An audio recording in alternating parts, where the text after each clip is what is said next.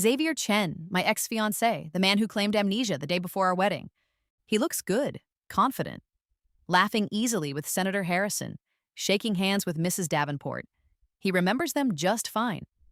He remembers everyone, it seems, except the woman he was supposed to spend his life with. He even wears the diamond pendant. My pendant.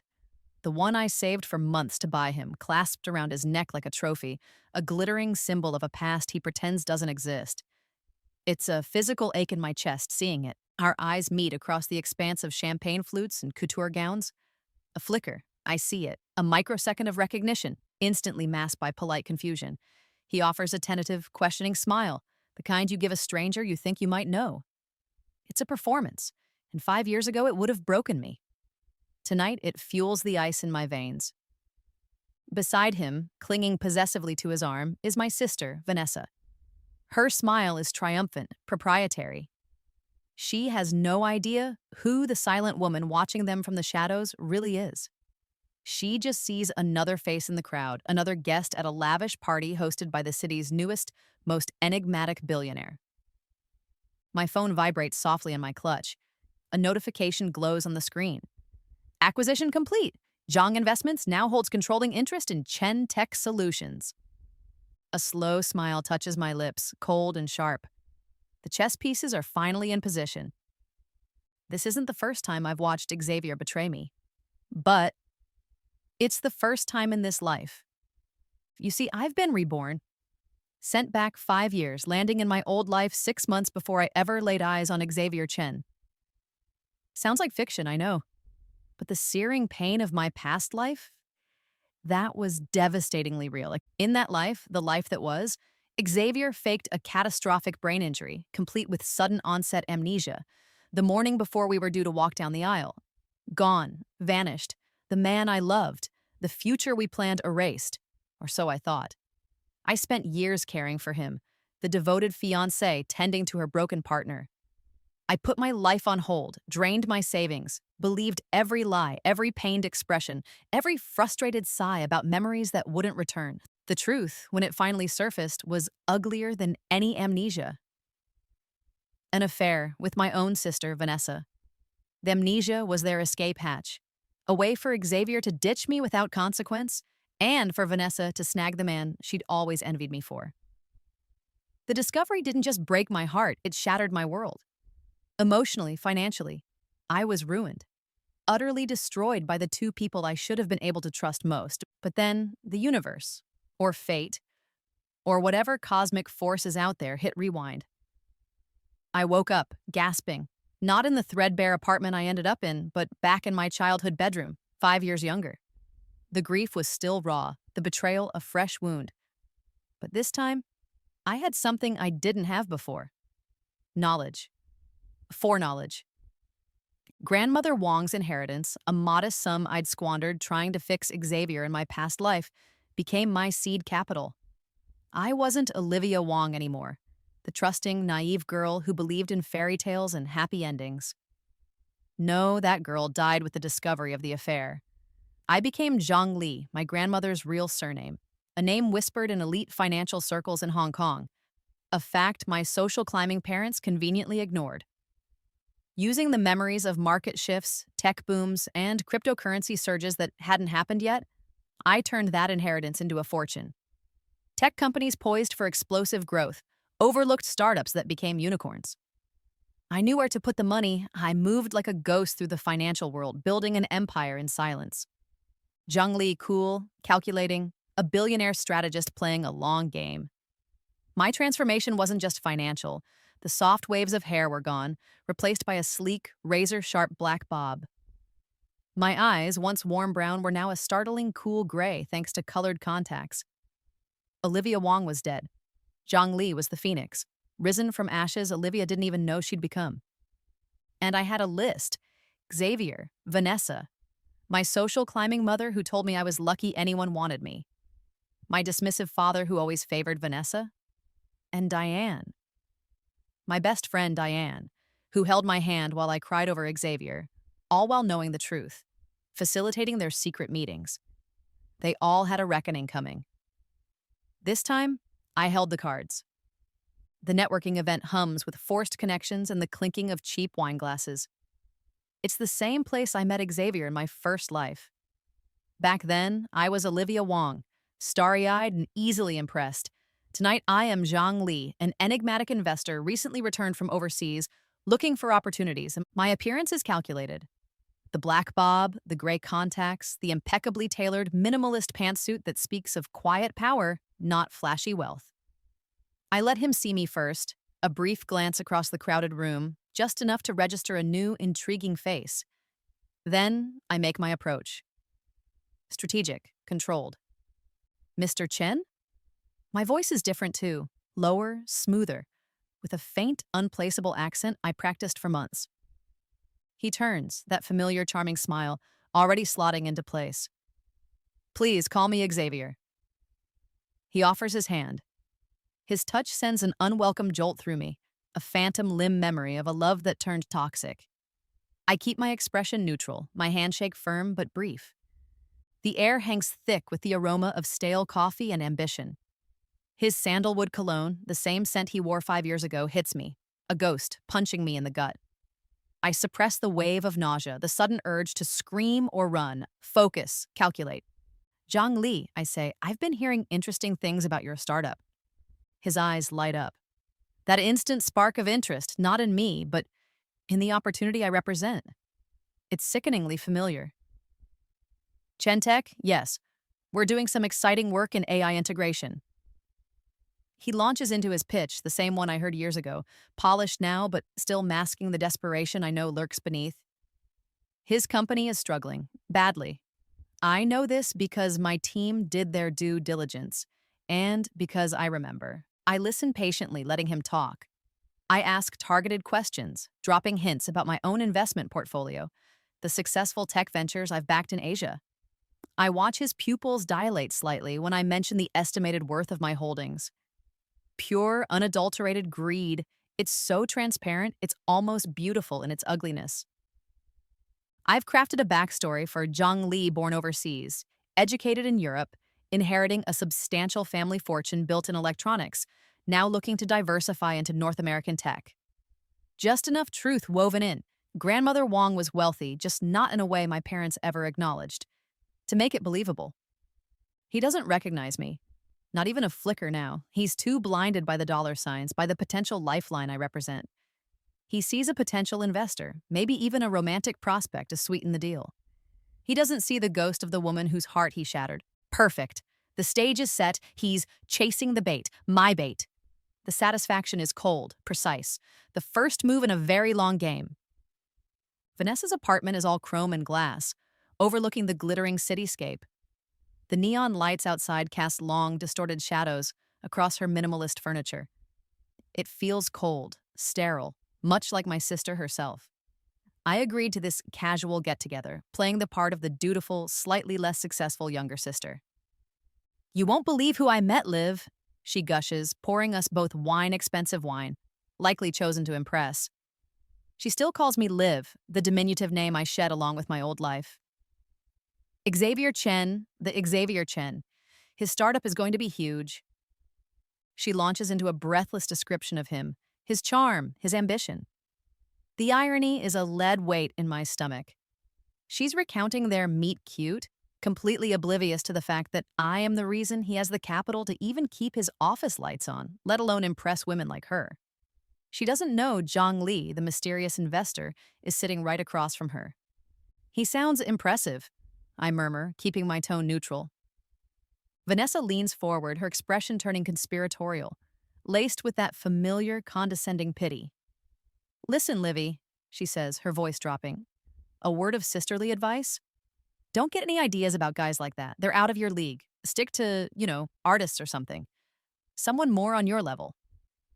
Her words echo the dismissive attitude she always had, the constant implication that I wasn't smart enough, ambitious enough, pretty enough, that I should be grateful for whatever scraps life threw my way. Flash forward.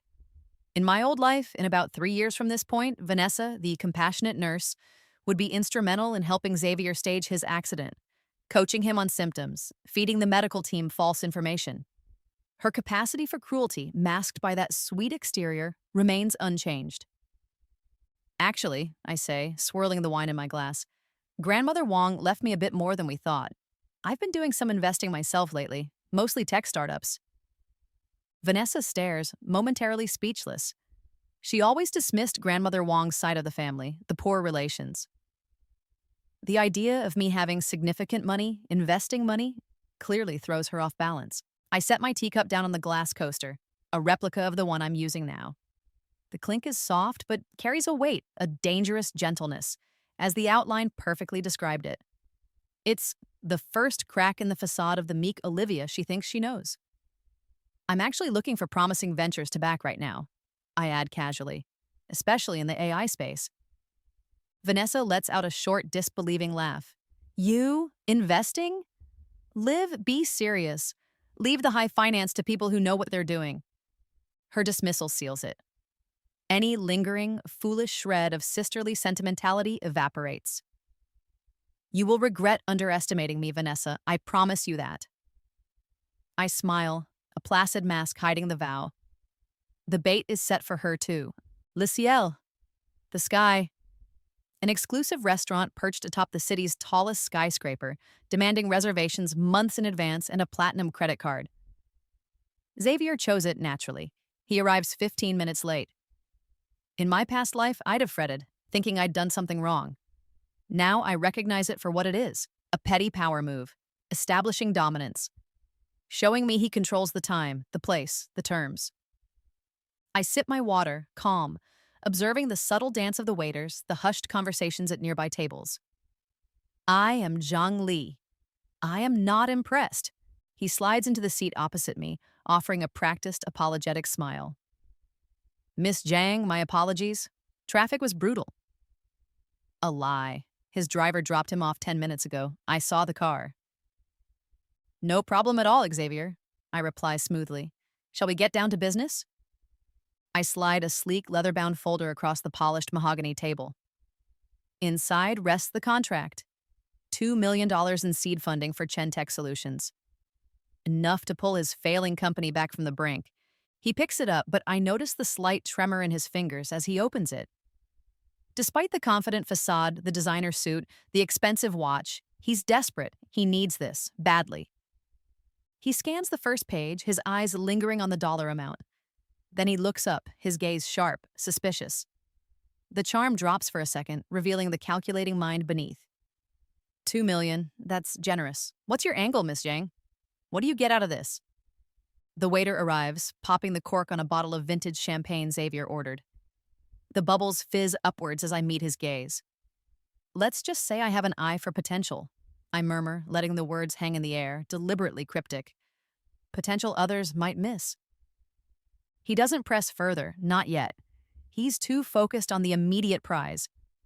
He flips through the pages, skimming the dense legal text. He doesn't linger on Clause 7 by the one stipulating that under certain conditions specifically triggered by evidence of financial mismanagement or breach of fiduciary duty, Zhang Investment's stake converts to a controlling majority interest, automatically. He uncaps his pen, the expensive Mont Blanc I once gifted him, a different one, thankfully, but the gesture stings nonetheless. He signs his name with a flourish, blinded by the sudden influx of cash, the rescue rope I've thrown him. As he slides the signed contract back to me, his eyes meet mine again. There's something there, a flicker deep within. Does some subconscious part of him, buried beneath layers of deceit and ambition, recognize the woman he destroyed? Or is his greed simply so vast, so all-consuming, that it blinds him utterly to the danger standing right before him? Either way, it doesn't matter now. He signed. The first, most crucial chess piece is in play. My smile is genuine this time, edged with the thrill of the game. Check.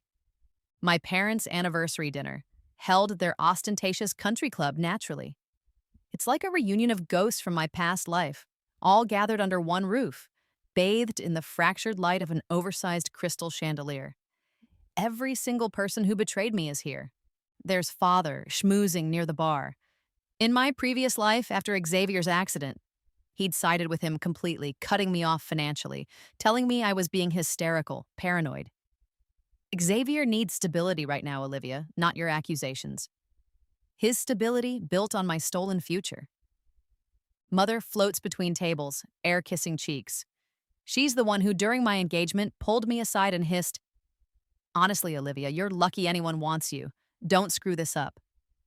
Her ambition for social standing always outweighed any maternal affection. And Diane, my best friend since kindergarten. She's laughing, tossing her hair back, completely at ease. Diane, who listened to my tearful anxieties about Xavier's sudden distance before the wedding, who offered tissues and sympathy, all while knowing he was sleeping with my sister. She arranged their clandestine meetings, covered for them, played the loyal friend to perfection. Vanessa, of course, is already fluttering near a group of doctors, subtly positioning herself, leveraging her nursing credentials to seem indispensable, connected. Even now, years before the faked amnesia in this timeline, she's laying the groundwork, drawn to Xavier like a moth to a particularly destructive flame. I observe them all, a ghost myself, the ghost of my future self, watching the past unfold with chilling clarity. The chandelier overhead seems to mock me, its light splintering, mirroring the broken fragments of these relationships. The conversation at the main family table inevitably turns to Xavier. They're discussing his recent coup landing a significant investment from a mysterious overseas billionaire, a Miss Zhang Li. "I hear she's incredibly wealthy," Vanessa says, her voice tight with poorly concealed jealousy. "Billions, apparently." "Perhaps she has a personal interest in Xavier?" Mother suggests, a sly glint in her eye. "A young, handsome, ambitious man like him." Their laughter echoes around the table, sharp and cruel. It feels like swallowing broken glass. They have no idea they're talking about me, about the lucky daughter, the unremarkable friend. The sheer, oblivious cruelty of it steals my breath for a moment. I excuse myself, needing a moment away from the suffocating hypocrisy. In the cool marble sanctuary of the powder room, I splash cold water on my face, staring at the unfamiliar reflection in the mirror. Zhang Li stares back, her gray eyes calm, assessing. Patience, I remind myself. Perfect revenge requires perfect timing. I catalog their expressions, their words, their interactions. Every betrayer has a weakness, and I will find every single one. A few days later, I'm summoned to Father's study. Leather armchairs, book-lined walls smelling faintly of expensive cigars and old paper. A room designed to intimidate.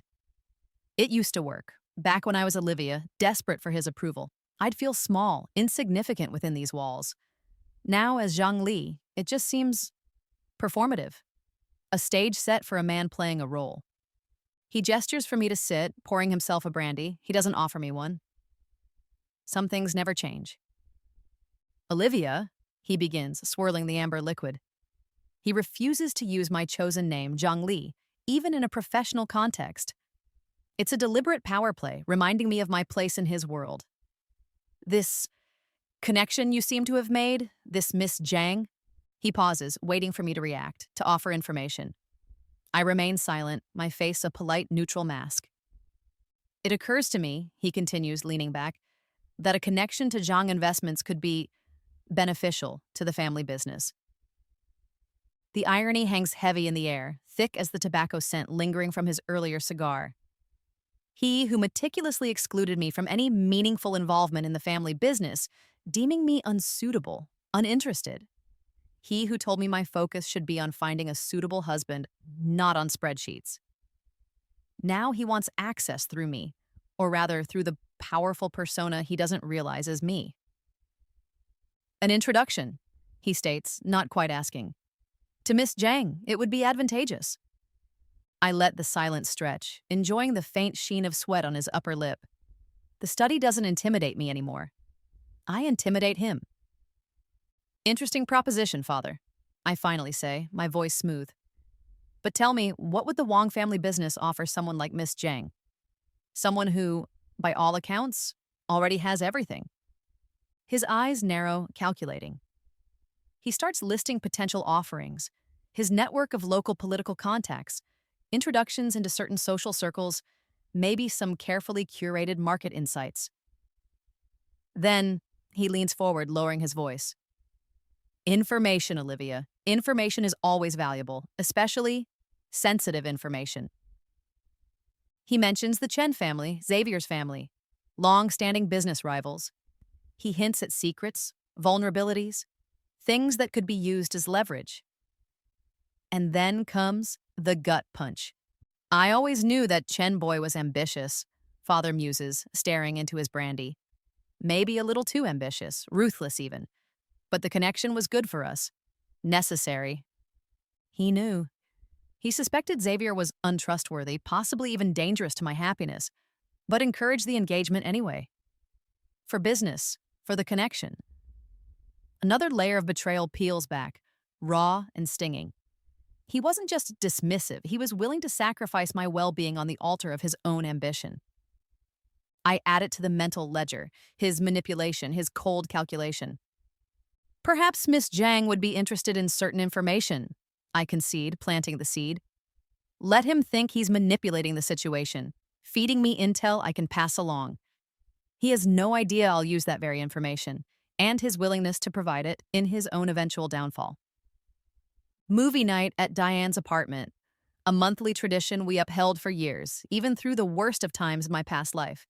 Her place smells like cinnamon and vanilla, a cozy, comforting scent that now feels like a lie. Rain patters against the window panes, a melancholy soundtrack to the evening.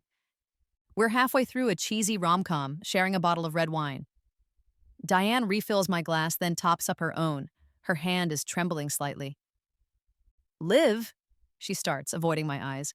There's something I need to tell you. The wine has loosened her tongue just as I anticipated. She takes a deep breath. I've met someone. Here it comes. Oh? I keep my voice light, encouraging. That's great, Di. Who is he? She swirls her wine, staring into the glass. It's complicated. He's unavailable. Technically. She describes him charming, ambitious, exciting. She talks about the illicit thrill, the stolen moments, the feeling of being alive. She doesn't say his name, but she doesn't need to. I know exactly who she's talking about. Xavier. In my previous timeline, their affair began during his supposed recovery. While I was busy playing the devoted nursemaid, it seems in this timeline they haven't wasted any time. The wind howls outside, a counterpoint to the storm brewing inside me.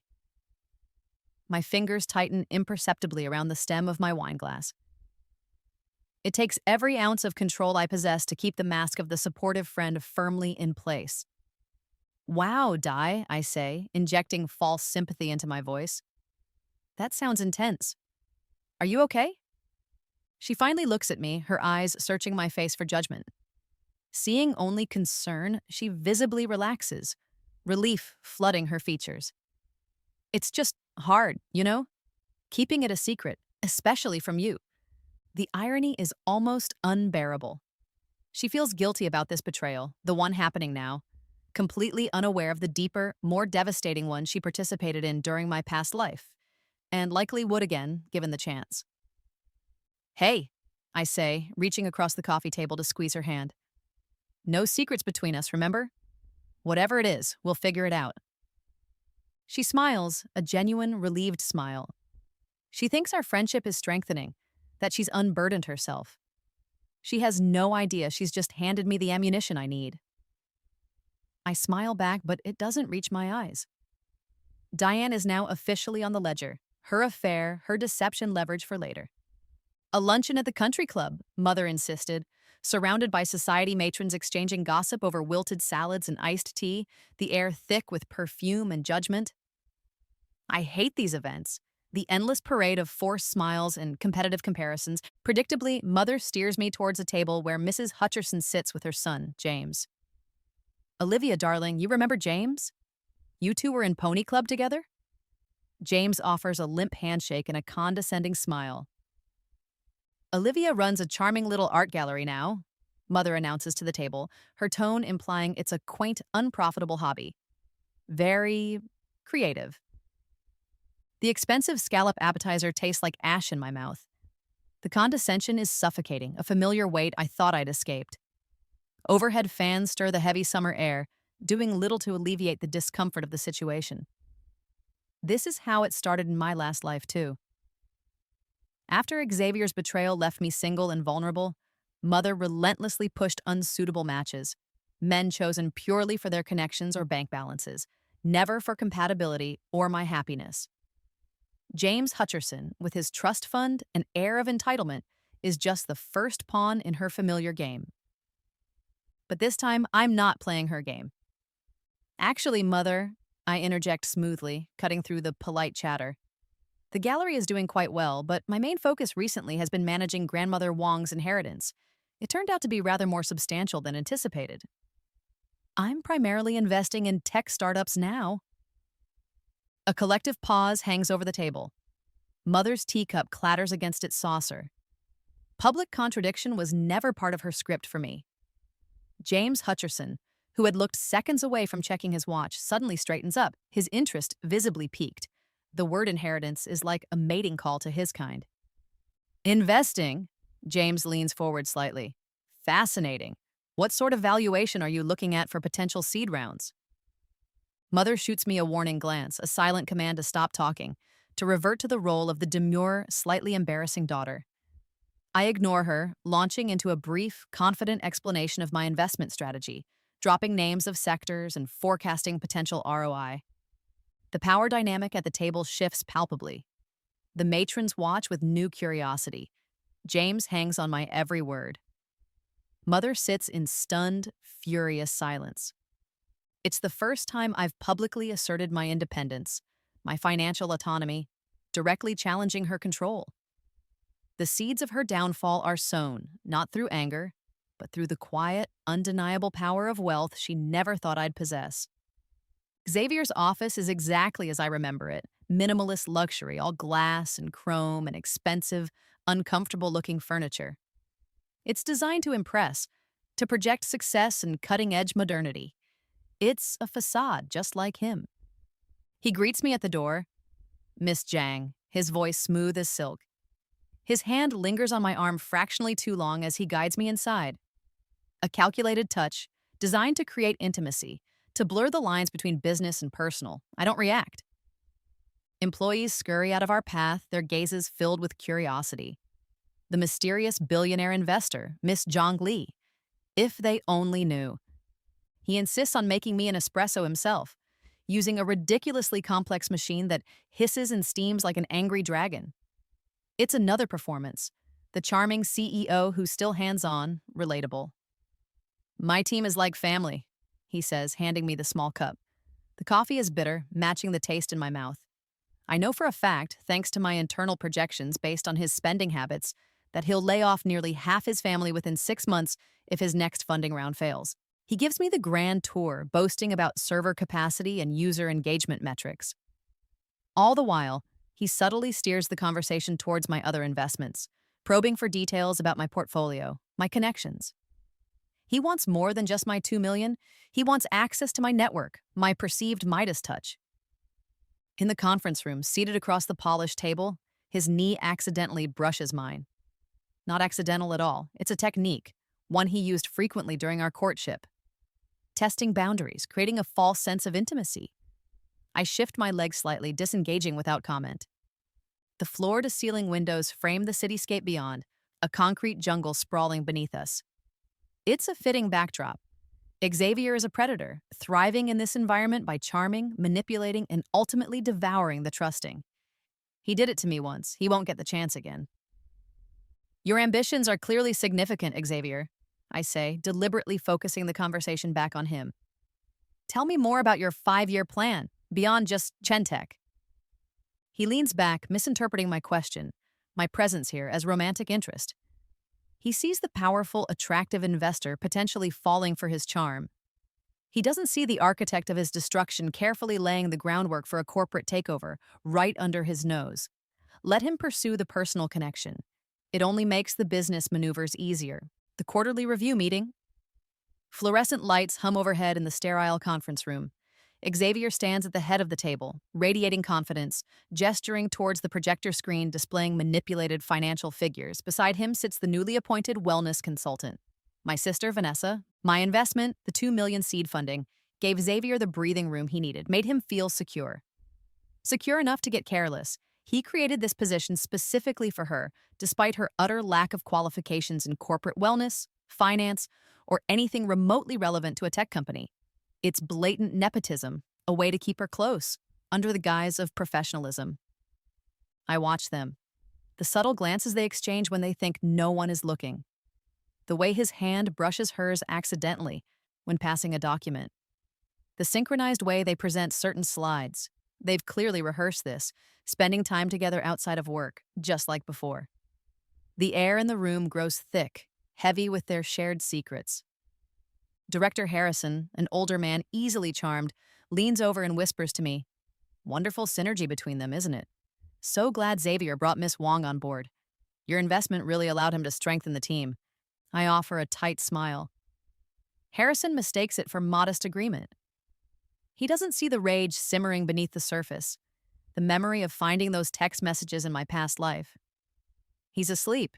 Meet me downstairs. Almost caught, that was close. Flashing behind my eyes, history repeating itself, sickeningly predictable. Vanessa hired within weeks of them reconnecting through my investment. Xavier clicks to the next slide, detailing ambitious international expansion plans. Plans utterly unsupported by the actual non-manipulated data my team has access to. The spreadsheet figures swim before my eyes, blurring with the red haze of anger. Enough! I raise my hand, my voice cutting calmly through Xavier's presentation. Excuse me, Xavier. Before we move on to expansion, I have a few questions about these Q3 projections. There seem to be some inconsistencies I'd like to clarify. Silence descends. All eyes turn to me. Xavier's confident expression flickers. Vanessa stiffens beside him. The first move. Time to unravel their carefully constructed charade. Chaos erupts days later. An emergency board meeting is called. Someone, an anonymous whistleblower apparently, has leaked documents hinting at financial mismanagement within Chen Tech. Creative accounting, inflated revenue projections, funds diverted for consulting fees paid to a certain wellness consultant. Xavier stands before the board, his usual charm replaced with a controlled panic. "These allegations are completely unfounded," he insists, his voice a little too loud, his knuckles white where he grips the edge of the lectern. "This is a malicious attack, clearly designed to destabilize the company just as we're poised for growth." Vanessa sits rigidly beside the company lawyer, paler than usual, refusing to meet anyone's eye. I maintain my carefully cultivated expression, concerned, slightly confused, but ultimately supportive of Xavier. The objective investor caught in unexpected crossfire. Rain lashes against the tall boardroom windows, mirroring the storm unfolding within. "This is deeply concerning, Xavier," I say, my tone measured. "Investor confidence is paramount. Perhaps an independent external audit would be the quickest way to clear the air?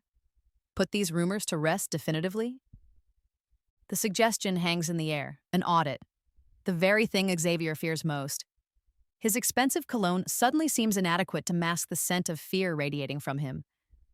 "An external audit?" he sputters, scrambling for alternatives. "Surely that's an overreaction. An internal review would be sufficient, less disruptive." I watch his desperation, a cold satisfaction settling within me. This is justice, served cold and corporate. Later, in the corridor, I corner him. Fluorescent lights cast harsh, unflattering shadows across his features. "Xavier," I murmur, placing a hand lightly on his arm, feigning concern. "This is terrible, but don't worry. I trust you completely. We'll get through this." He looks relieved, grasping at the lifeline of my apparent support. "Thank you, Lee. Your confidence means everything right now." He lowers his voice. "Perhaps we could have dinner, just us? Discuss strategies to navigate this privately?" "Of course," I agree, adding a touch of reluctance. "If you think it would help." As he walks away, visibly calmer, I catch Vanessa watching us from the doorway of the break room, her eyes narrowed with jealousy. Perfect. Let them both believe I'm on Xavier's side. Let them underestimate me. Neither of them suspects that the anonymous leak came from a secure server traced back to a shell corporation I control, or that the most respected forensic accounting firm in the city is already under contract, provided with specific areas to investigate, ready to move the moment the board approves the audit I just helpfully suggested. The trap is perfectly set, Maison Laurent. Xavier chose the venue for our strategy dinner. Dark wood paneling, hushed atmosphere, ridiculously overpriced wine list. He thinks the intimate setting, the implied romance, will help him persuade me to shut down the audit. He thinks he can charm his way out of this, like he always does.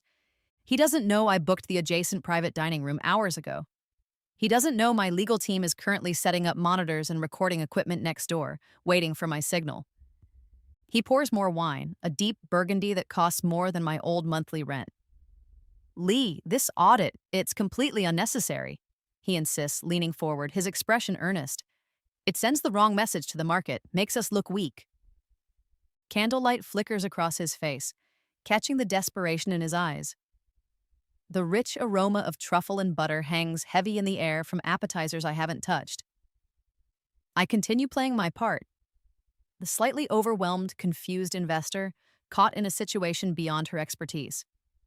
I understand your concerns, Xavier, I say slowly, but the allegations are serious.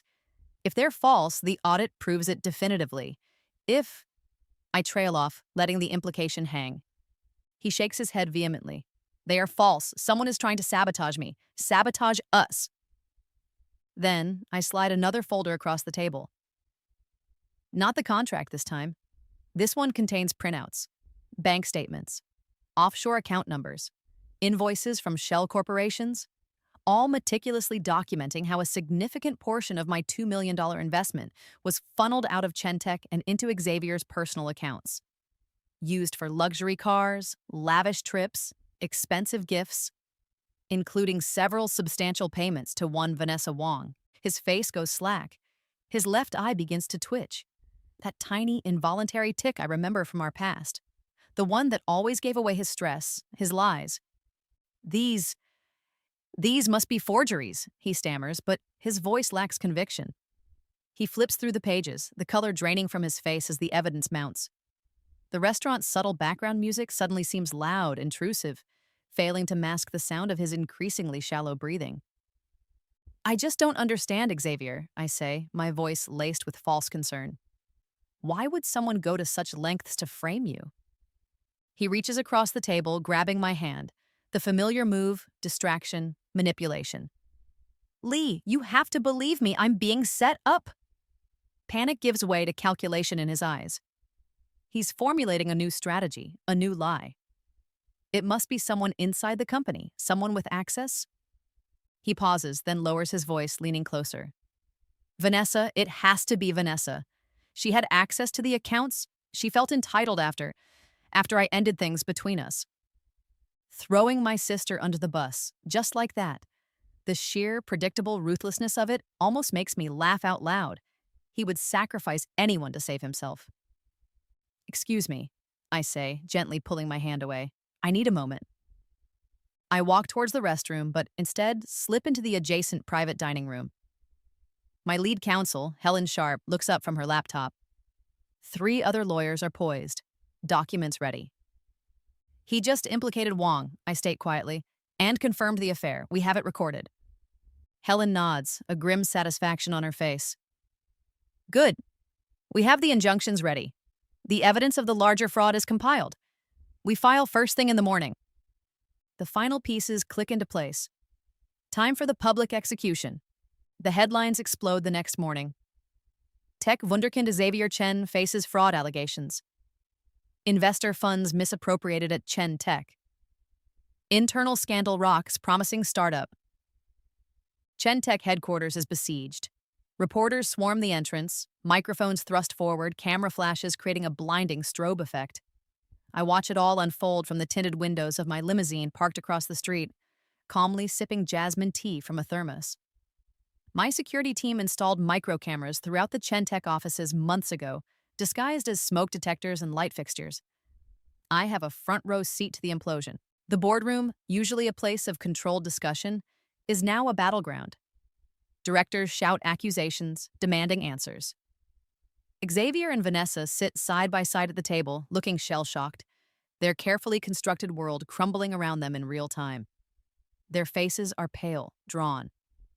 My phone, resting on the seat beside me, buzzes relentlessly. Text messages and missed calls from Xavier. They grow increasingly frantic as the hours pass and I remain unreachable. Lee, where are you? We need to talk now.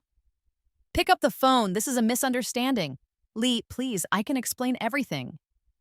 Inside the besieged office, according to my live feed, Vanessa oscillates wildly.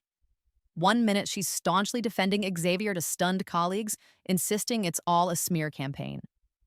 The next, she's cornering him in his glass-walled office, her voice rising, questioning his actions, demanding to know if he did use her, if he did frame her. The division between them, the seeds of doubt I planted, are sprouting exactly as planned. By the time the market closes, Chen tech stock is in freefall, his paper fortune evaporating.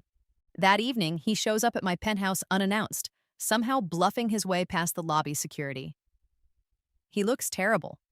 Disheveled, tie askew, eyes wild. The scent of expensive whiskey precedes him into the vast living room.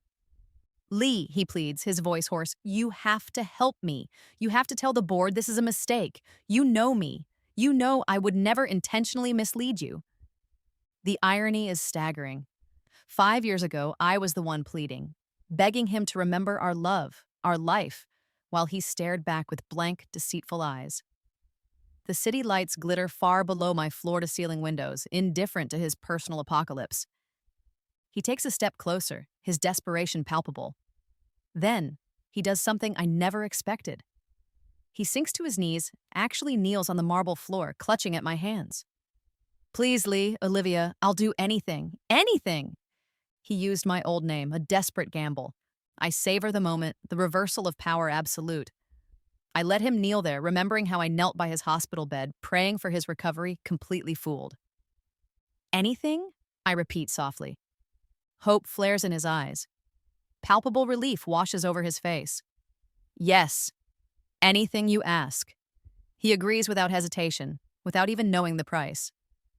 There might be an arrangement, I say, choosing my words with precision. A way to mitigate some of the damage, but it requires decisive action. What? What do I need to do? I look down at him, my expression unreadable. Vanessa Wong, she must resign immediately, with a public statement taking full responsibility for the accounting irregularities. Claim she acted alone, misled you. His eyes widen slightly, then narrow. He understands. Sacrifice Vanessa to save himself. A flicker of hesitation, perhaps? No, just calculation. Done, he says, his voice flat. The first cycle is complete. He throws his lover, my sister, to the wolves to save his own skin. Both professionally damaged, both turning against each other, and both still utterly clueless about who truly orchestrated their downfall. Father's study feels smaller now, less imposing. Or maybe I've just grown larger. He's pacing, brandy sloshing precariously in his glass as he gestures wildly. Mother sits rigidly in one of the leather armchairs, her disapproval a tangible force field. The air smells of old books, expensive liquor, and profound disappointment. Theirs, not mine. How could you let this happen, Olivia? Father bellows, slamming his hand on the antique desk. You associate yourself with this investor, and suddenly Vanessa's career is destroyed, dragged through the mud. He's accusing me, blaming Zhang Li and, by extension, me, for the fallout from Xavier throwing Vanessa under the bus. They don't care that Vanessa was complicit. That evidence suggests she was skimming from department budgets with Xavier's full knowledge long before the fraud became public. No, in their eyes, the only crime is getting caught and embarrassing the family. It echoes my past life so perfectly, it's almost nauseating. After Xavier's accident, they abandoned me, siding with the charming fiancé over their own daughter's pain and suspicion. Now they're defending Vanessa, the golden child, despite clear evidence of her wrongdoing. They always choose the path of least resistance, the one that best protects their precious social standing. This inheritance, Mother says, her voice like ice chips. It's made you unrecognizable, hard, calculating. Good, I think, better than being weak and broken. The grandfather clock in the corner ticks loudly, accusingly, marking the seconds of their hypocrisy. Our family attorney, Father announces, stopping his pacing to loom over me, is reviewing Grandmother Wong's will, the terms under which you gained control of the assets. There may be grounds to challenge it. You seem unstable, this vendetta against your sister. A threat. They're trying to seize my financial independence, the very source of my power over them, because I won't play their game, won't protect Vanessa's reputation at the expense of the truth. Thunder rumbles outside, a perfect, pathetic fallacy for the storm inside the room. They've chosen her, again, over me, again. I rise slowly, calmly smoothing my skirt.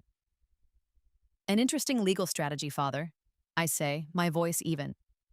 Before you proceed, perhaps you should have your attorney review the recent donation patterns from the Wong Family Foundation, particularly the transfers to certain offshore holding companies over the past decade. Confusion flickers across their faces.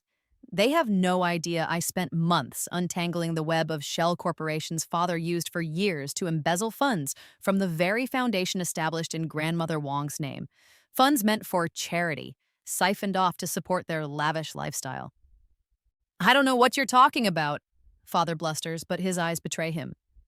Don't you? I give them a cool smile. Perhaps the foundation's auditors might be interested. The atmosphere in the room shifts, crackles. The ticking clock suddenly sounds ominous. I turn and walk towards the door, leaving them standing there, trapped between their inadequate schemes and the dawning realization that I know far more than they ever suspected. The stage is set for their financial ruin. I find Diane at the small, trendy art gallery I still nominally run, a holdover from Olivia Wong's life, now mostly managed by a competent assistant. It provides a useful cover, a place to seem normal. She finds me adjusting a painting, arranging a new exhibition. The gallery's soft track lighting creates an illusion of calm, a stark contrast to the chaos swirling around Chen and my family. Liv, my God, are you okay? Diane rushes over, her face etched with concern. I heard about the mess at Xavier's company and Vanessa. And now your parents? What's going on? Perfect cue. I turn, letting my hand tremble slightly as I fuss with the picture frame. I allow a calculated vulnerability into my expression, letting my shoulders slump. It's all just so much, Di, I whisper, my voice catching. Xavier, Vanessa, and now Dad is threatening legal action over grandmother's inheritance. He thinks I'm behind everything, that I'm trying to ruin Vanessa. I let a single tear escape, tracing a path down my cheek. I never wanted any of this, I choke out. I just wanted to invest, maybe do some good. Sympathy floods Diane's eyes, immediately replacing any lingering suspicion she might have harbored about my sudden wealth or connection to the elusive Miss Zhang. It's exactly the reaction I planned for. Afternoon sunlight streams through the skylight, illuminating the dust motes dancing between us and the deception. Diane slips effortlessly into her familiar role, the protector, the loyal best friend. Oh, Liv, that's horrible. Your own father? She puts her arm around me. You can't deal with this alone. For a fleeting second, watching her genuine concern, I almost reconsider. Could I spare Diane? Was her betrayal born of weakness? Of manipulation by Xavier? Rather than inherent malice? The memory of her lies, her complicity in my past life's destruction, hardens my resolve. No, she made her choice. My calculated tears prompt the expected response. Listen, she says urgently, why don't you come stay with me for a while, just until things settle down? Get away from your family, clear your head. Her apartment building. Conveniently, it also houses the discreet downtown offices of one of my primary shell corporations. Staying with her provides the perfect cover, allowing my tech team easier, closer access to monitor her communications, her devices, her interactions with Xavier and Vanessa. I look up at her through tear-filled eyes. Oh, Di, would you? That would be amazing. Our reflection stares back from the polished surface of a nearby sculpture. Two women embracing in a parody of friendship. Only one of us understands the true nature of the game being played. I accept her offer with carefully measured gratitude. The chess piece moves into position for Diane's downfall. The guest bedroom in Diane's apartment is tastefully decorated, blandly comforting. It serves as my base of operations for the next phase. Late at night, long after Diane's soft snores drift from the master bedroom, I slip out. The only light comes from the eerie blue glow of her laptop screen in the otherwise silent apartment. The distant hum of city traffic, a low thrum beneath the quiet. Accessing her laptop is simple. Keylogging software, installed remotely weeks ago when I helped her fix a printer issue, captured all her passwords. Confirmation is swift. Encrypted emails and chat logs reveal ongoing correspondence between Diane and Xavier. Their plan is audacious. Exploit my apparent vulnerability and distress over the family lawsuit. Diane is tasked with convincing me, her distraught best friend, to sign over my voting rights in Chen to Xavier, temporarily, of course, just to protect my assets from my grasping family while the inheritance lawsuit plays out. Xavier would then regain control, oust the troublesome board members, and bury the fraud allegations. Diane's reward? A permanent, high-paying position at his side, and perhaps, she hopes, his affection. It's pathetic, really, predictable. Working quickly, silently, I forward copies of their incriminating communications to my secure server. Then, I implement the next stage.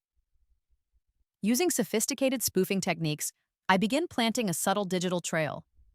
Carefully crafted emails, backdated server logs, altered transaction records, all designed to implicate Diane in the original embezzlement scheme alongside Xavier.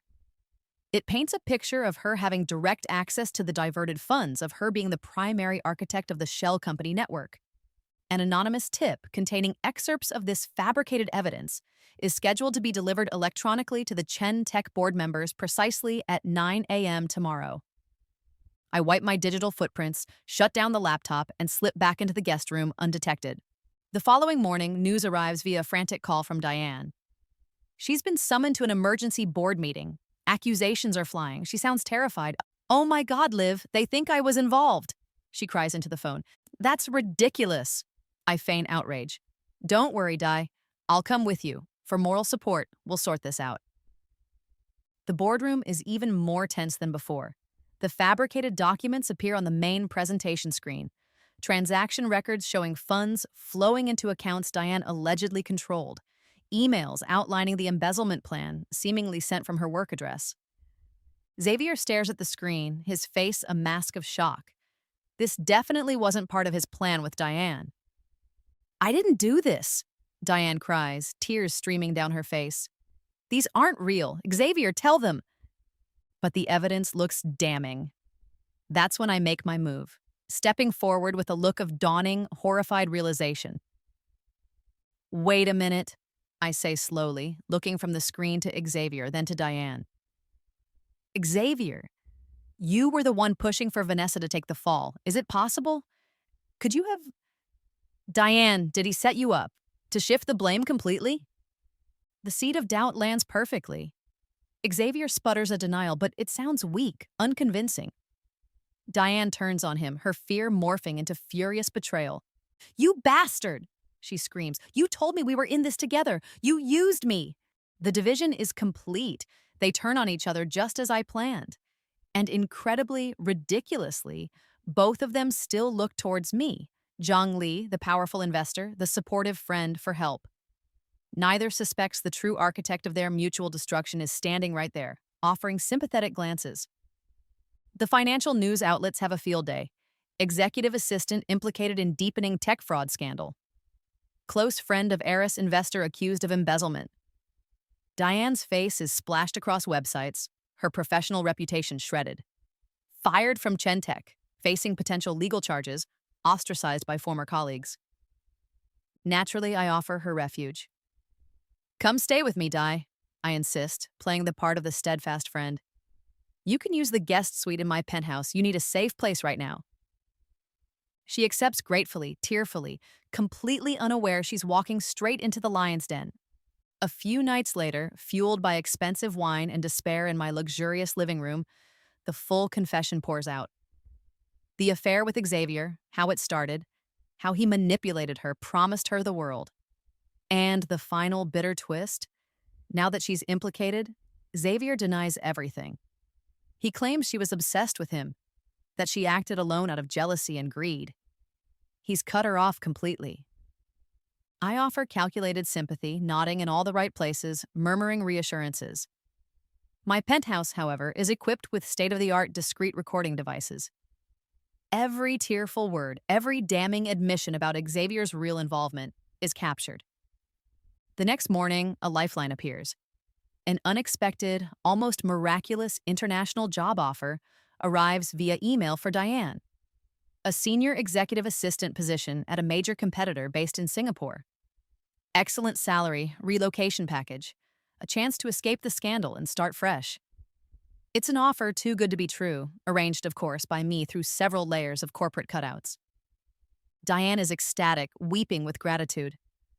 Liv, you saved my life. I don't know how I can ever repay you. Don't be silly, Di, I say gently. We're friends.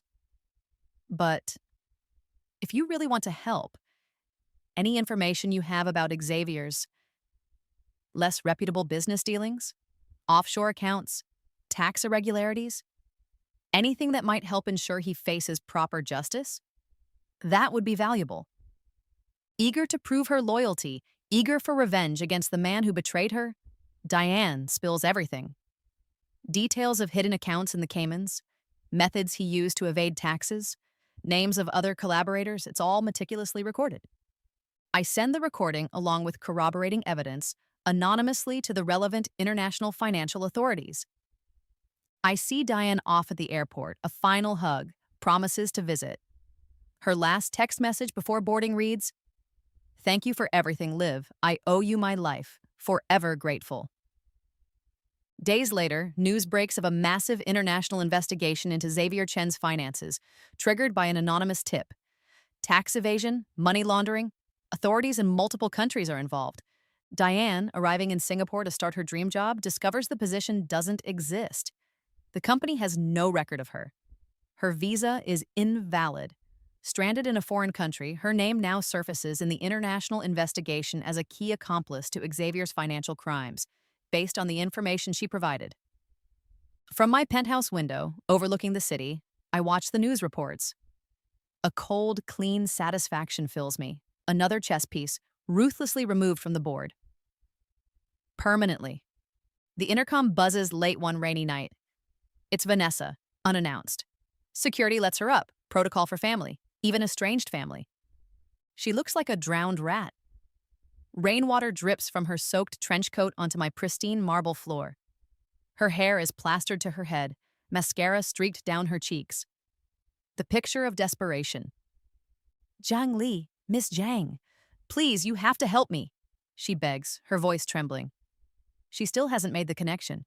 She doesn't see Olivia. She just sees the powerful billionaire who employed her, the woman Xavier was trying to charm, the woman somehow connected to her downfall. Her career as a wellness consultant is obviously over. Her reputation is ruined. She's likely facing legal bills she can't afford. She tells me she lost her apartment, that her supposed friends have abandoned her. Predictably, she blames Xavier for everything. He manipulated her, he forced her to sign things, he threw her under the bus. She paints herself as the innocent victim in his predatory game. "I can give you information," she says, her eyes darting around the opulent penthouse, assessing its value. "Inside information about my parents, about Xavier, anything you want. Just help me. I need money, a place to stay." She reveals that our parents, panicked by the escalating financial investigations into Xavier and the potential blowback on their own shady dealings, are making plans. Plans to quietly liquidate assets, transfer funds offshore, potentially leave the country before the authorities close in. Perfect. She hands me the final piece needed to complete the family revenge cycle on a silver platter. "Perhaps," I say slowly, pretending to consider her offer. "Perhaps we can come to some temporary arrangement." I offer her a temporary solution, a small allowance, use of a company apartment downtown. Just enough to keep her close, keep her talking. While I plan the final trap, 1 year later, the Grand Astoria Ballroom, dripping with crystal and history. Tonight, it hosts the inaugural gala for the Wang Zhang Foundation for Financial Justice, my foundation, funded by my fortune. The city's elite are out in force, a sea of tuxedos and designer gowns, sipping champagne and making connections. Xavier Chen is here, guest of honor. He accepted the invitation eagerly, seeing it as a chance to rehabilitate his image after the financial scandals nearly destroyed him. He managed to avoid jail time, thanks to scapegoating Diane and cutting deals, but his reputation remains tarnished. He sees tonight as a step back towards legitimacy, orchestrated by the powerful Miss Zhang Li, who seems to have inexplicably forgiven his past transgressions. He has no idea he's walking into the final, most public act of my revenge. Vanessa is here too, hovering near me, acting as my temporary assistant. The small allowance and apartment bought her compliance, her silence.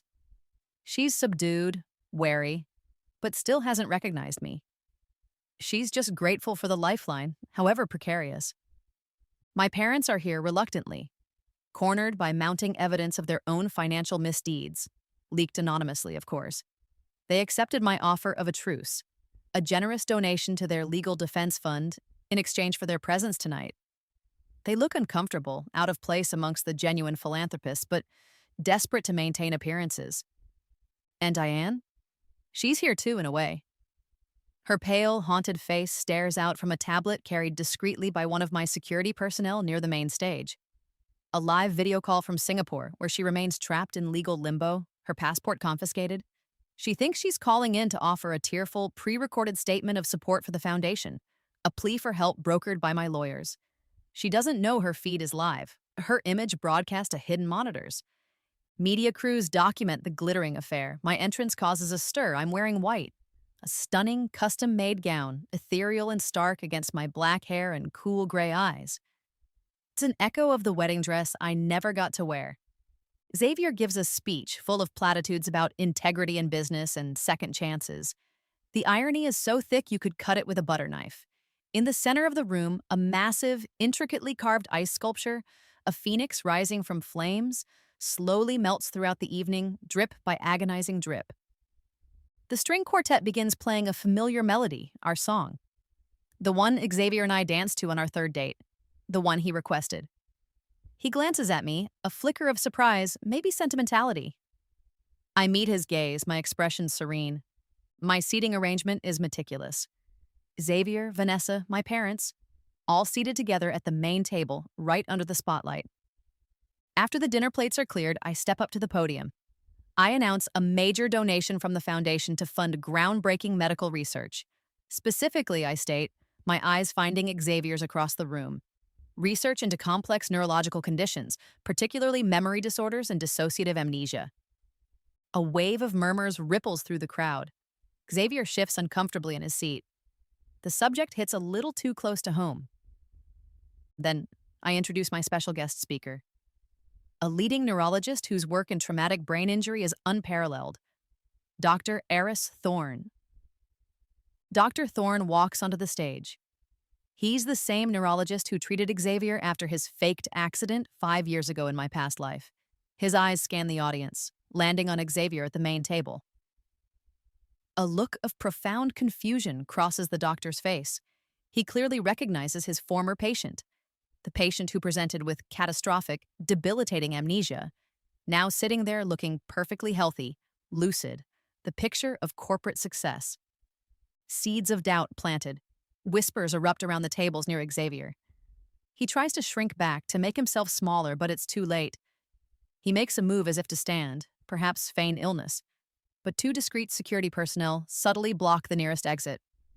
The stage is set, the trap is sprung, time for the unmasking.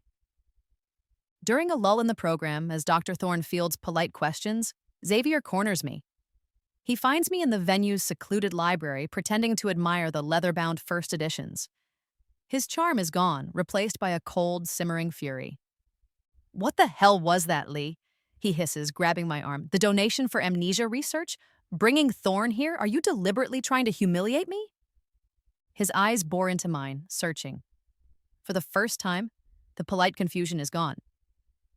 Suspicion hardens his features. "Who are you? This isn't just about business, is it? You've been targeting me from the start." I slowly turn to face him, pulling my arm from his grasp. I meet his gaze steadily. Then, deliberately, I reach up and remove the colored contact lenses. My natural, warm brown eyes, the eyes he once claimed to love, stare back at him. Recognition dawns slow and horrifying across his face. His breath hitches. "Olivia," he whispers, the name barely audible. "No, impossible. You can't be—" "Hello, Xavier," I say softly. "Surprised to see me?" I tell him then. Everything. The rebirth. Waking up 5 years ago. The knowledge I brought back. The fortune I built as Zhang Li. The plan, meticulously executed, step by step, to dismantle the lives of everyone who betrayed me. Disbelief wars with dawning terror in his eyes. Then, predictably, calculation takes over. How can he salvage this? How can he turn this impossible situation to his advantage? He reaches for me, his expression shifting into one of pained sincerity. Live. Olivia, I never stopped loving you, not really. The amnesia, Vanessa, it was a mistake. A terrible mistake. But my feelings for you, they were real. I laugh, a cold, sharp sound that echoes in the quiet library. Save it, Xavier. That performance doesn't work on me anymore. I gesture towards a large, antique mirror on the wall. It flickers, then transforms into a screen. Security footage begins to play. Grainy, secret footage from years ago. Xavier meeting Vanessa in secret hotel rooms during his recovery. Xavier coaching her on what to tell the doctors. Xavier laughing with her about how gullible poor Olivia was. And clearer footage from just weeks ago, him in my penthouse, confessing to faking the amnesia, begging for my help, using my old name. Panic flares in his eyes as he realizes the sheer, inescapable weight of the evidence against him. He knows I have everything. We can fix this, Olivia, he says desperately, grabbing my hands again. Marry me. For real this time. We can merge our assets, present a united front. I'll tell everyone I recovered my memory because of you, because of our enduring love. I pull my hands away, wiping them discreetly on my gown. Firstly, I say, my voice clipped and precise, I am not Olivia Wong anymore. Olivia Wong died 5 years ago thanks to you and my sister. My name is Zhang Li. His eyes widen further. Zhang Li wasn't just an alias, it was real. Secondly, I continue, my grandmother wasn't just some relative my parents ignored. She was Zhang Mei Ling, a silent partner in one of Hong Kong's largest electronics firms. The inheritance wasn't modest, it was substantial. Hidden offshore, managed by trustees who only answered to me upon my majority or upon proof of my reincarnation, apparently. A rather eccentric clause, wouldn't you agree? My family never knew its true extent. The final pieces click into place for him. The money, the power, the ease with which I took control of his company, orchestrated his downfall, manipulated his reputation. It wasn't just luck or business acumen. It was me, Olivia, all along. He sags against a bookshelf, the fight draining out of him. What do you want? He whispers, the plea revealing the true spineless coward beneath the bravado. Mercy, forgiveness. I tilt my head. No, but I might consider keeping some of this private. Your faked amnesia, the depth of your personal betrayals. The fraud is public record now, but perhaps the world doesn't need all the sordid details. Hope flickers again. What do I have to do? One final task, I say. Go back out there, to the gala, to the stage, and tell everyone the truth. Tell them you faked the amnesia to avoid our wedding. Tell them about the affair with Vanessa. Confess. He stares at me, horrified. Public humiliation versus utter ruin. Seeing no alternative, no escape hatch left, he gives a slow, defeated nod. All right, I'll do it. We return to the main ballroom. Xavier follows me like a condemned man walking to the gallows, his face pale, his steps heavy. The string quartet is playing something innocuous now. The party is in full swing, laughter and conversation filling the air. I walk directly to the stage, picking up a champagne flute from a passing tray and tapping it gently with a knife. The clear chime cuts through the noise, drawing attention. A hush falls over the room. Esteemed guests, I begin, my voice calm and amplified by the microphone. Thank you all for joining us tonight to launch a foundation very close to my heart. We had a fascinating insight from Dr. Thorne earlier. And now, our guest of honor, Mr. Xavier Chen, has something he'd like to share about his own personal journey. I give Xavier a pointed look. He approaches the podium slowly, reluctantly. Beside me, I give a subtle nod to the AV technician hidden in the wings. As Xavier opens his mouth to speak, the large screens flanking the stage flicker to life. Not with the foundation logo, but with a montage. Surveillance photos, Xavier and Vanessa laughing together on a business trip during his supposed amnesia. holding hands in a dimly lit restaurant, kissing passionately in a parking garage. Medical records appear, scans showing no significant brain injury, neurological reports highlighting inconsistencies with profound memory loss. Then, banking records, transfers of funds from my accounts I gave him access to during his illness into his offshore holdings. Dates coinciding perfectly with the faked amnesia period. Gasps ripple through the crowd. People turn to stare at the main table. Vanessa looks horrified, seeing her own complicity displayed for hundreds of the city's elite to witness. My parents shrink in their seats, their faces flushed with shame and embarrassment, as their own encouragement of the relationship, their dismissal of my concerns, is implicitly exposed by the timeline. On the tablet held by security, Diane's face is ashen as stills from the library footage appear, showing Xavier admitting the truth. Xavier stares at the screens, momentarily frozen. He tries to speak, to deny it, but the evidence is overwhelming. He falters, stammering, unable to form a coherent sentence under the weight of hundreds of judging eyes. I step forward again, taking the microphone. My voice rings out clear and steady.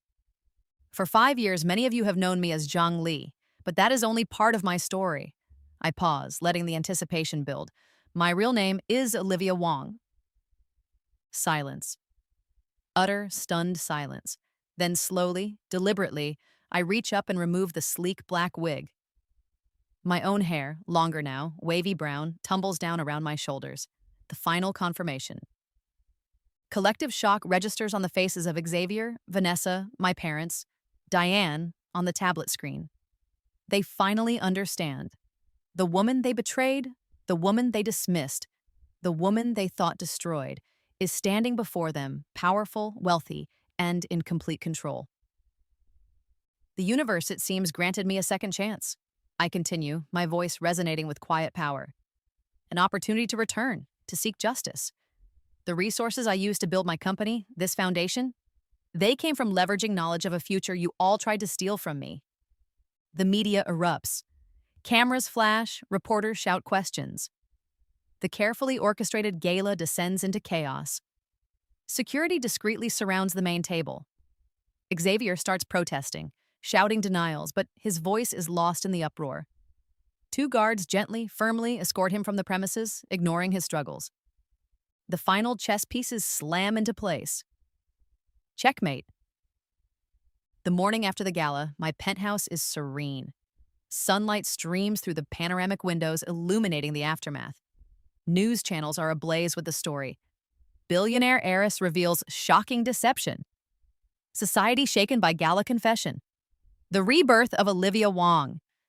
My phone rings constantly, but not with frantic calls from betrayers.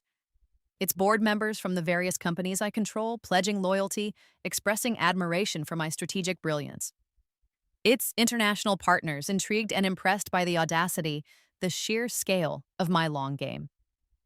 The carefully constructed anonymity of Zhang Li is gone, but in its place, the true extent of my power is revealed. The media scrambles to piece together the puzzle of my hidden empire. It's not just Chen Tech, now firmly under my control. It's hotel chains across Asia, built on foreknowledge of tourism booms. It's biotech startups revolutionizing personalized medicine, funded before their breakthroughs. It's patents for renewable energy technologies that are now worth billions. It's a burgeoning media conglomerate, subtly shaping narratives, quietly acquiring influence. The full scope of the Wangzhang fortune, built silently over 5 years, becomes public knowledge. I am not just an heiress, I am a self-made titan, built on the ashes of betrayal. The intercom buzzes. It's Vanessa. This time, when she sees me, really sees me, Olivia, without the wig, without the contacts, she recoils as if struck. Olivia, how can you be alive? She whispers, tears welling in her eyes. We thought, after the accident, they said you... Revelation dawns. They didn't just think I was heartbroken or financially ruined in my past life. They thought I was dead.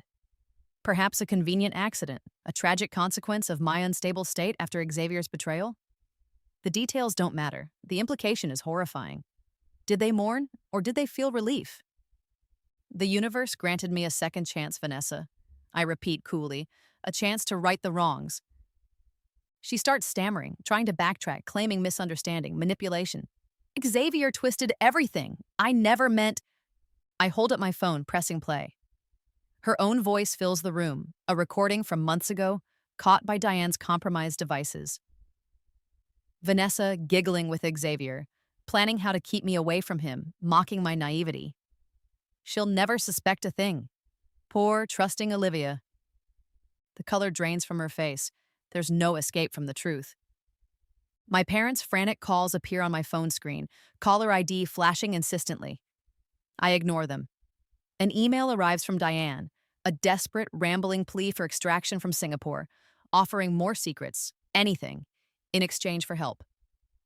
Xavier's legal team sends a formal request for an urgent meeting to discuss potential resolutions.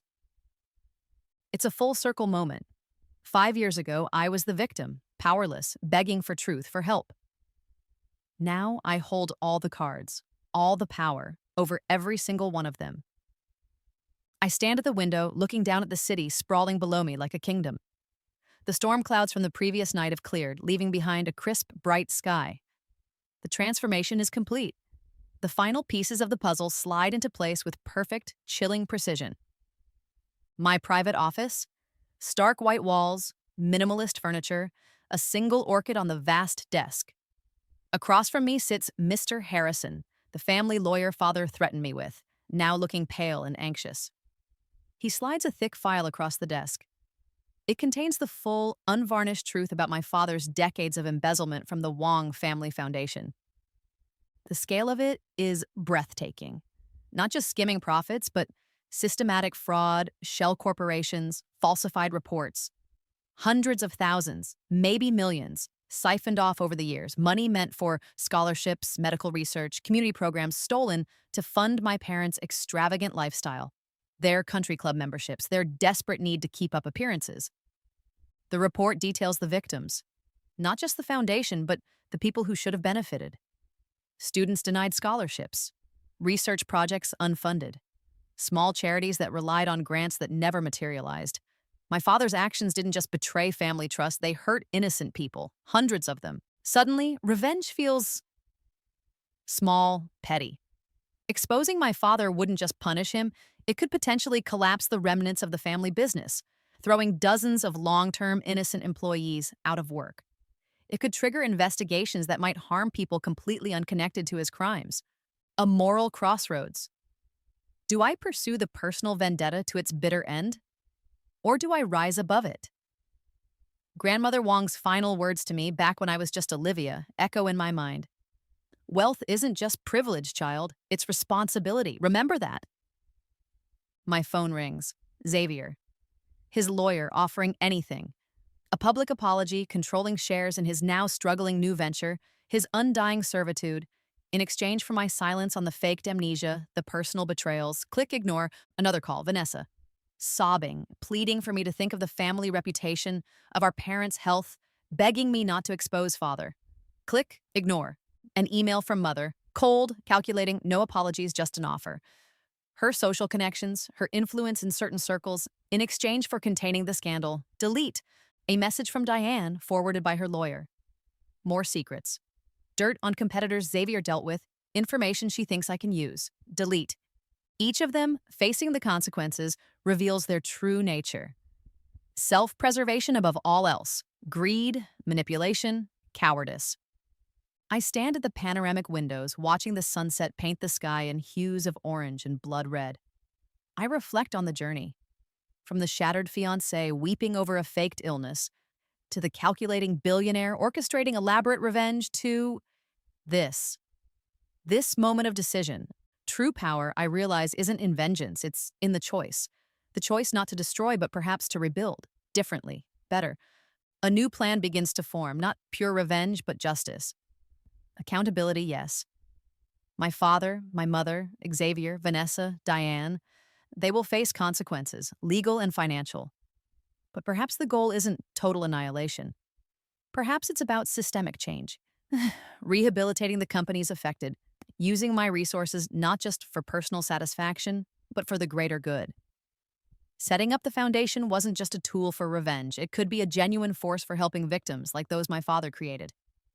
Mercy, I understand with sudden clarity, requires far greater strength than vengeance. My rebirth wasn't just a chance to punish, it was a chance to become someone better than those who hurt me. To evolve beyond the victim, beyond the avenger, into something more. An ethical power broker. The final chess move isn't about crushing my opponents. It's about choosing a different game altogether. One focused on the long-term good, not the immediate, satisfying burn of revenge. The private room at Oriole is opulent, hushed. Xavier sits opposite me, looking impeccably groomed. Designer suit, perfect hair, an expression of profound humility carefully arranged on his features. A bottle of eye-wateringly expensive Burgundy sits untouched between us. He thinks this is a negotiation, a reconciliation. He slides a thick vellum envelope across the table. Olivia, Lee, he begins, his voice low, earnest. I know apologies are not enough, but please, read this. Inside, I know, is a handwritten letter, likely drafted by a PR expert, full of remorse and promises. He doesn't wait for me to open it. He launches into his pitch, a marriage proposal. This time, he emphasizes, with an ironclad prenuptial agreement entirely in my favor. He promises public apologies, restitution, dedicating his life to making amends. He lists the assets he still possesses, the small tech consultancy he's trying to build from the ashes. All of it would be mine, under my control. He paints a picture of us rebuilding together, merging his meager resources with my empire, creating a legacy. He even dares to mention children. We had a real connection, Liv, he finishes, his voice thick with emotion. Underneath everything, it was real. Let us find that again. A single, perfectly timed tear escapes and tracks down his cheek. The performance is flawless, almost convincing. I listen silently, my face unreadable, letting the expensive silence hang in the air after he finishes his heartfelt speech. I meet his hopeful, pleading gaze. After a long pause, I utter a single word. No. Confusion replaces the humility. No, but I offered everything. Control, marriage, public. The answer is no, Xavier. My voice is quiet, calm, devoid of anger or triumph. Just finality. His mask slips. Anger flashes in his eyes, raw and ugly. The charming penitent vanishes, replaced by the thwarted narcissist. After everything I offered, you can't just... I stand up, smoothing my dress. This meeting is over. He lunges, grabbing my wrist as I turn to leave, a final desperate attempt at control. You owe me more than this. Instantly, seamlessly, two members of my security detail materialize from the shadows by the door. They gently but firmly disengage his grip and escort him, sputtering protests from the room. I walk out without a backward glance. True power requires no raised voice, no dramatic confrontation, just a simple, irrevocable refusal. Vanessa is waiting in my office, my minimalist, imposing office at the headquarters of Zhang Investments. Spread across my desk, incongruously, is a worn family photo album. Childhood pictures, us on a swing set, blowing out birthday candles, awkward teenage phases, emotional blackmail, stage 1. She launches into a tearful reminiscence. Shared jokes, sisterly secrets, childhood dreams. Remember this, Livy? She asks, pointing to a picture of us building a snowman. Her voice trembles. She apologizes profusely, blaming temporary insanity, Xavier's manipulation, her own deep-seated lifelong jealousy of me. She claims genuine, profound regret. She promises to dedicate her life to making amends, if only I'll give her a chance. She produces medical documents, stress-induced anxiety, panic attacks. She suggests we could start a small charitable project together, something to heal the rift, repair our relationship. She talks about our parents' declining health, how they need family unity now more than ever. She invokes Grandmother Wong's memory, how she always wanted her granddaughters to be close. She even hints at the nieces and nephews I might have had, the family she feels she's cost me. It's a masterclass in guilt tripping. I examine the photos, the documents, her tear-streaked face. It's a calculated performance. I recognize the manipulation tactics, the same ones she used in our youth. Refined now, but just as transparent to my reborn eyes. I acknowledge the shared history, the blood connection. Yes, Vanessa, I say quietly. I remember. Hope flares in her eyes. She thinks she's broken through, reached the old Olivia hidden beneath the billionaire facade. She leans forward expectantly. I meet her gaze, my expression calm, my decision made long ago. No. The single word hangs in the air. Shock registers on her face, quickly followed by furious disbelief. The tears vanish, replaced by resentment. No? After everything I said? After everything we shared? You cold-hearted bitch! She starts gathering the photos, her movements jerky with anger. Security appears at the door, alerted by my silent signal. They escort her out, still shouting accusations, leaving the photo album behind on my desk like discarded evidence of a past I no longer inhabit. The door closes, sealing that chapter. Officially closed. The meeting takes place at the offices of Finley, Thorne & Associates, my parents' longtime legal counsel. Mr. Finley looks deeply uncomfortable. Legal documents are laid out on the polished conference table. An offer. They're prepared to sign over controlling interest in the struggling Wong family business to me, immediately, no conditions. Father launches into a rehearsed speech about legacy, tradition, blood being thicker than water. He talks about wanting to ensure the family name endures, placing it in my capable hands. Mother sits beside him, nodding encouragingly. Strategically placed photos of my childhood academic awards, visible in her open briefcase. They attempt to rewrite history, painting themselves as always supportive, always believing in me, claiming any past friction was just them trying to protect me from the harsh realities of the world. They offer to drop the ridiculous challenge to grandmother's will. They offer to dismiss all potential lawsuits. They promise to publicly acknowledge my business acumen, to sing my praises to their social circle. Father offers a stilted, reluctant apology for any misunderstandings. Mother dabs at her eyes with a lace handkerchief, pleading for family reputation, for dignity. Mr. Finley shifts uncomfortably in his chair as the tension thickens. I review the documents with cool, professional detachment. I ask a few pointed questions, not about the offer itself, but about specific line items in the company's recent financials, referencing offshore accounts I know Father controls, querying suspiciously large consulting fees paid to non-existent firms, their faces pale. They realize with growing certainty that I know. Not just about the foundation embezzlement, but about other irregularities, other secrets they thought buried. Still, they push the documents forward. The final olive branch, extended under duress. They expect me to accept. Family obligation, the chance to save the family business, the sheer weight of their parental expectation. Surely Olivia would yield. I look from my father's desperate eyes to my mother's brittle smile. I take a slow breath. No, I say, my voice quiet but firm. I push the documents back across the table, unsigned. Tucked beneath them is a slim file containing printouts. Evidence of the other financial crimes I uncovered, the ones beyond the foundation. Tax evasion, insider trading hints. Enough to ensure serious legal consequences, far beyond mere embarrassment. Stunned silence fills the room. Comprehensive rejection. There is no negotiation left. I stand and walk out, leaving them with their lawyer and the weight of their impending ruin. No drama, no accusations. Just the quiet finality of power exercised with absolute simplicity. The video call connects. Diane's face fills the screen in my office. The transformation is shocking. The once vibrant, beautiful woman is now haggard, shadows under her eyes, her hair lank, her expression etched with fear and exhaustion. The background looks like a cheap, bare room somewhere in Singapore. "Liv," she begins, her voice cracking, "please, you have to help me." She paints a desperate picture. Confined to a small radius by the authorities, dwindling funds, facing serious charges, potentially years in a foreign prison. The legal troubles are escalating, compounded by the evidence I provided. She appeals to our past. 15 years, Liv. We were friends for 15 years before everything. She claims Xavier manipulated her, preyed on her weaknesses, that she never truly meant to harm me. She even suggests she tried to warn me in subtle ways I didn't pick up on.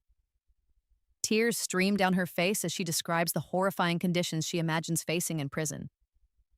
She offers a final bargain, a full public confession, implicating Xavier completely, taking all the blame herself if necessary. If I just get her out, bring her home. She reminds me of childhood secrets she kept from me, times she defended me against bullies, invoking shared memories of mutual support. Remember how we always had each other's backs? She pleads. I'll dedicate my life to you, Liv. Work for you for free, anything. Just show me some mercy. I listen silently, my expression carefully neutral. But inside, for the first time, something flickers. A pang of something. Regret. Pity. The ghost of genuine affection I once felt for her. 15 years was a long time. Before Xavier, before the betrayals, our friendship had been real. My hesitation must show on my face because a desperate hope flares in Diane's eyes. She leans closer to the camera, sensing a potential opening. Liv, please. I take a breath, steeling myself. The memory of her complicity, her lies, solidifies my resolve. Friendship, once broken so profoundly, cannot be mended. But perhaps justice doesn't require utter destruction. No, Diane, I say, my voice gentle but firm. I can't interfere with the legal process, and we can't go back to how things were. The hope in her eyes dies, replaced by utter despair. Her face crumples as the last vestiges of her fight seem to drain away.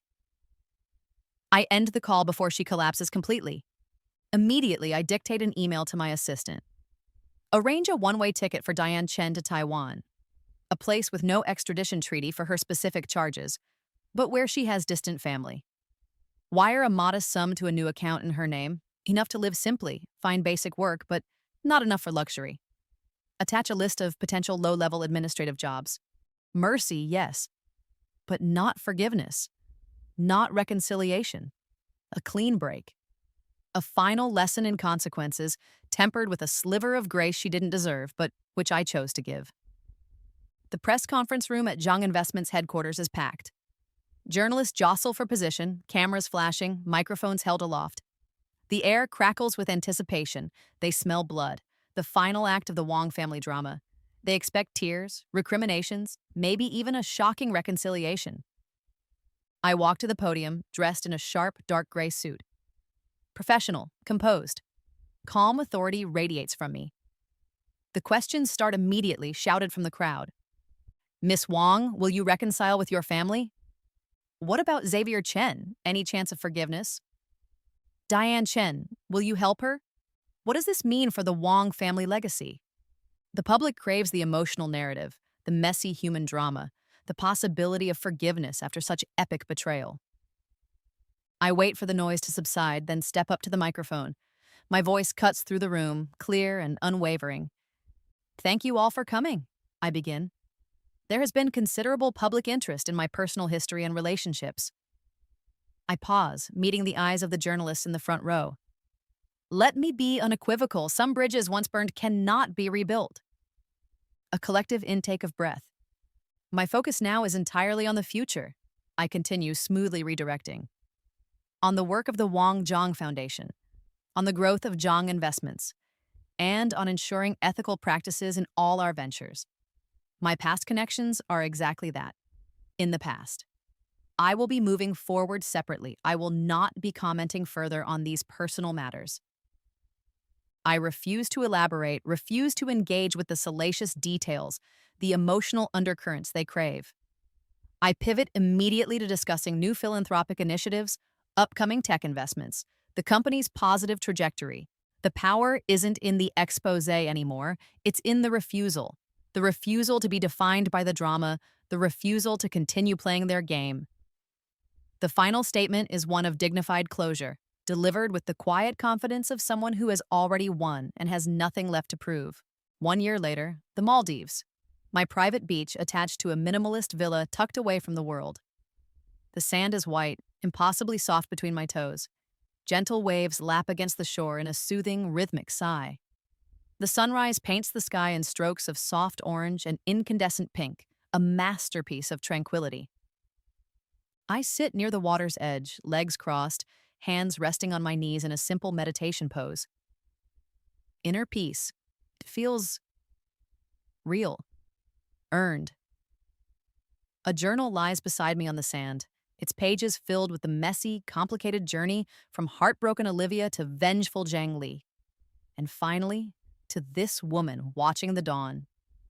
Barefoot prints track my path from the cool villa to the warm embrace of the ocean. The air smells of salt and unseen tropical blossoms. My thoughts drift. The revenge is complete. Accounts settled, consequences delivered. But holding on to the anger, the bitterness, that felt like letting them win, even in their defeat. So I chose release, maintaining boundaries, yes.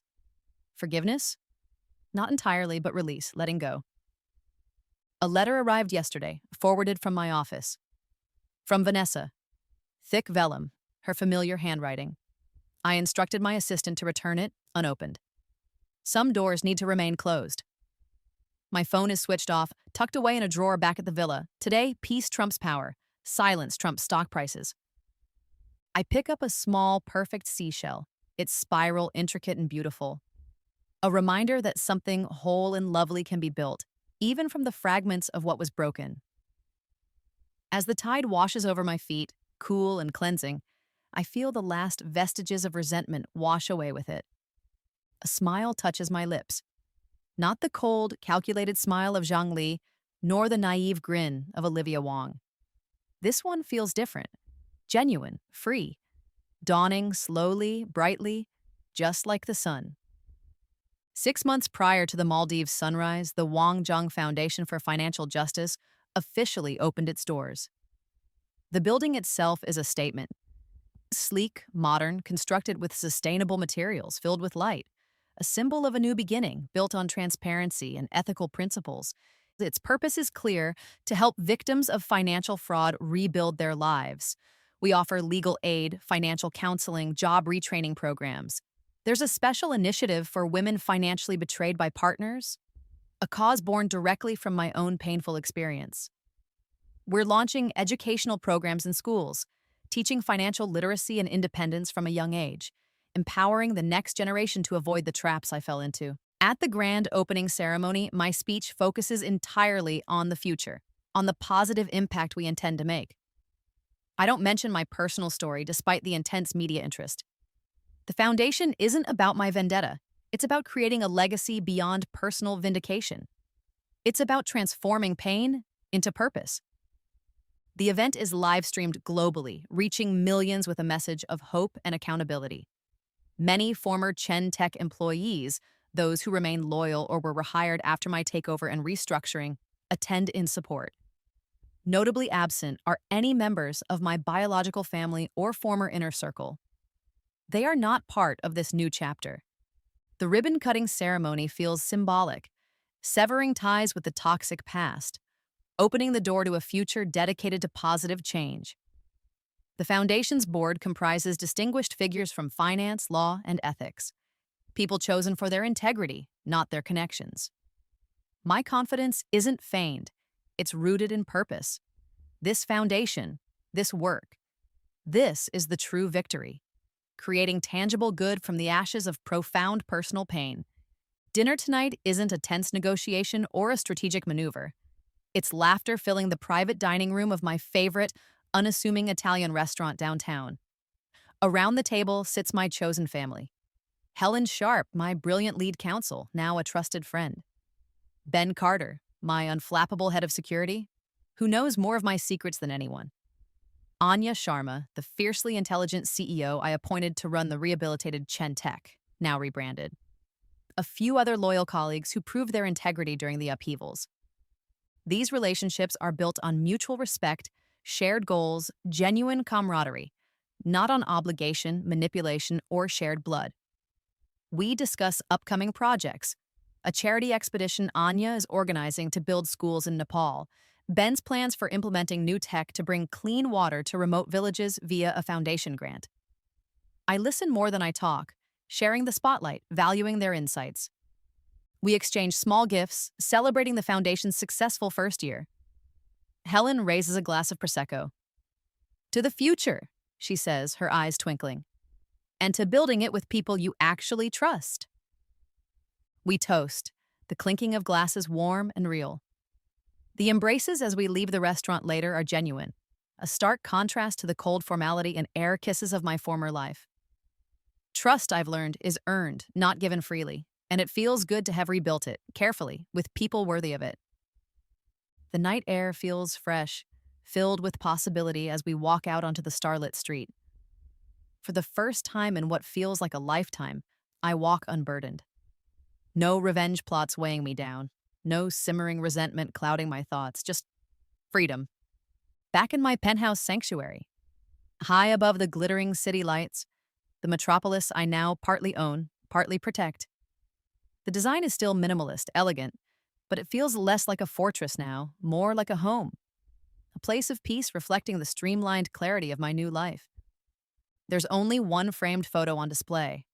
Not family, not friends. Just a simple black and white picture of Grandmother Wang, Zhang Mei Ling, taken in her youth.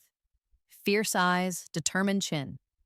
The woman whose hidden legacy, whose belief in responsibility, unknowingly started this whole journey. A news alert pops up on my tablet, a small business journal feature on Xavier Chen's new tech consultancy. It seems to be gaining some traction, finding a niche. I feel nothing. No anger, no satisfaction, not even curiosity. I make a conscious decision right then to disable the low-level monitoring my security team still had on him, on Vanessa, on my parents, on Diane. Their stories are no longer intertwined with mine. Let them find their own paths, their own consequences or redemptions. It doesn't concern me anymore. There's a quiet satisfaction in that detachment, a silent growth beyond the need for retribution. I move toward the large window where a simple mat faces east, ready for my morning meditation practice. I pick up my journal, the same one from the beach. I turn to a fresh page and write, my hand firm, steady. I document the final steps, the refusals, the release. The last line I write is simple, clear. The best revenge was becoming myself. I pour a small glass of wine, raising it to the glittering city lights below. A solitary celebration. Not of victory over others, but of peace found within. A peace deeper, richer, more profound than any vengeance could ever provide.